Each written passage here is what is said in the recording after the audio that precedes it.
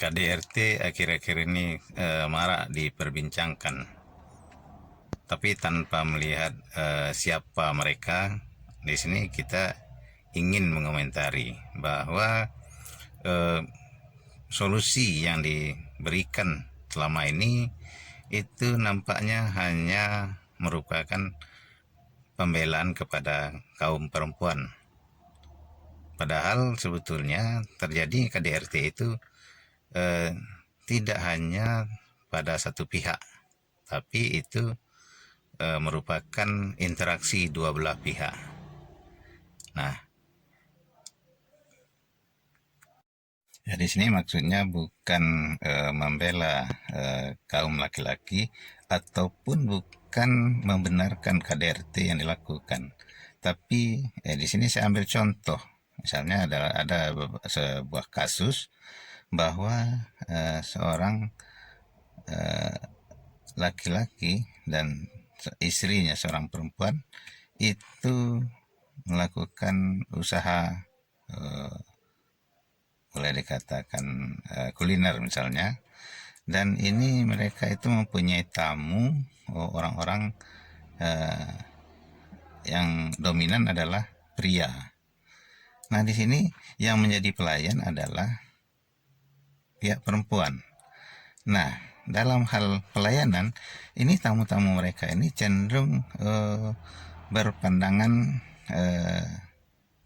ada mempunyai ketertarikan terhadap perempuan, dan biasanya akan mengesankan bahwa ada suatu sikap-sikap yang mengabaikan pihak laki-laki, seperti misalnya ada candaan-candaan dan sebagainya.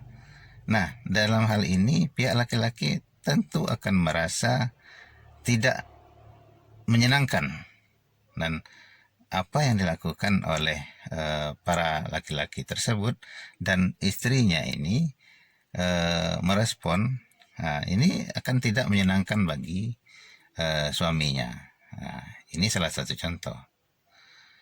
Kemudian ada lagi yang lainnya, ada perempuan, seorang istri, ini bekerja pada suatu usaha grosiran, usaha grosir, dan grosiran ini bekerja sampai larut malam.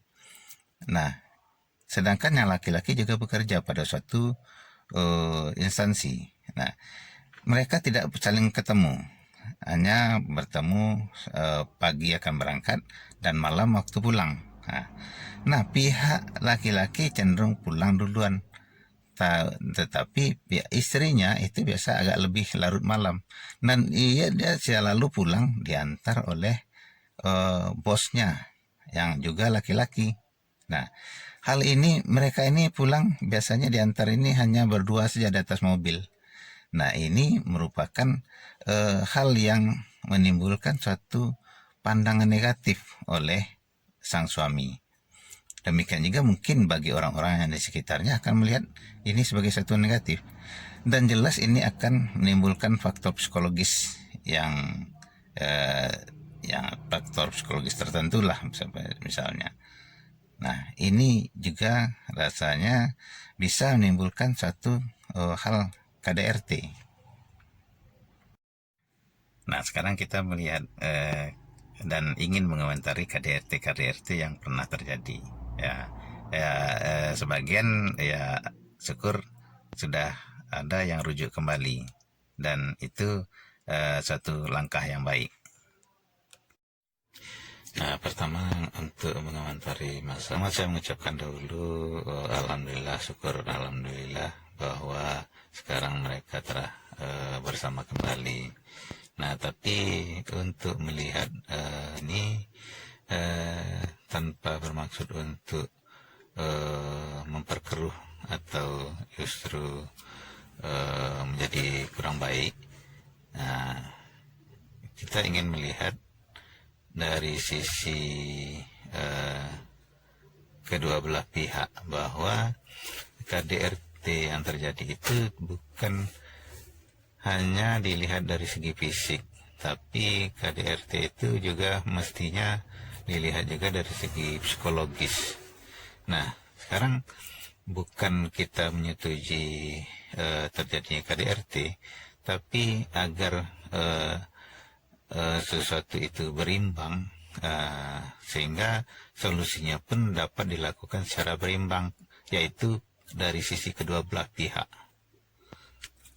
Nah, kalau kita lihat sekarang kesalahan selalu dibebankan kepada pihak sang suami yang melakukan KDRT. Tapi sebetulnya pemicunya apa? Ini yang perlu kita ketahui agar nanti ya syukur sekarang mereka telah bersatu kembali, tapi untuk sebagai pencegahan ke depannya, preventif ke depan yang terjadi lagi, maka kita perlu mereka mengevaluasi diri bahwa salah itu bukan hanya pada satu pihak, tapi salah itu bisa terjadi dalam dua belah pihak. Kita lihat, ada memang yang satu sebagai orang yang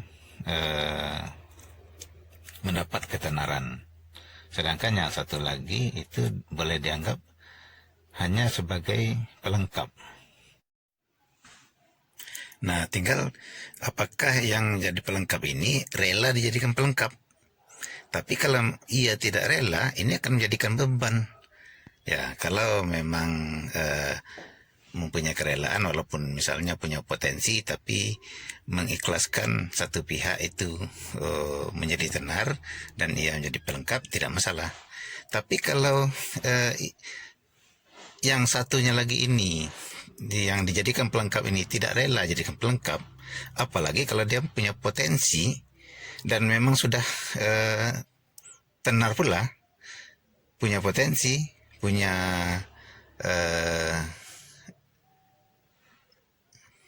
materi dan sebagainya. Nah, itu akan menjadikan suatu hal yang lain jadinya. Nah, ini dari faktor psikologis, dia akan merasa tertekan atau merasa disisihkan atau merasa ditinggalkan, di nomor dua kan. Nah, ini maka sayang pihak lainnya perlu menyadari hal ini dan berusaha untuk menyamakan, mensamaratakan untuk sama-sama bisa dihargai, sama-sama bisa tenar dan saling isi mengisi. Jangan sampai satu pihak meninggalkan yang lainnya, sedangkan mereka ini sebetulnya punya potensi untuk bisa sama-sama tenar, sama-sama dihargai. Nah, ini saya kira tip yang perlu ditadaburi atau dicamkan, dipahami. Nah, itu saja mungkin, ini pendapat lah, hanya pendapat.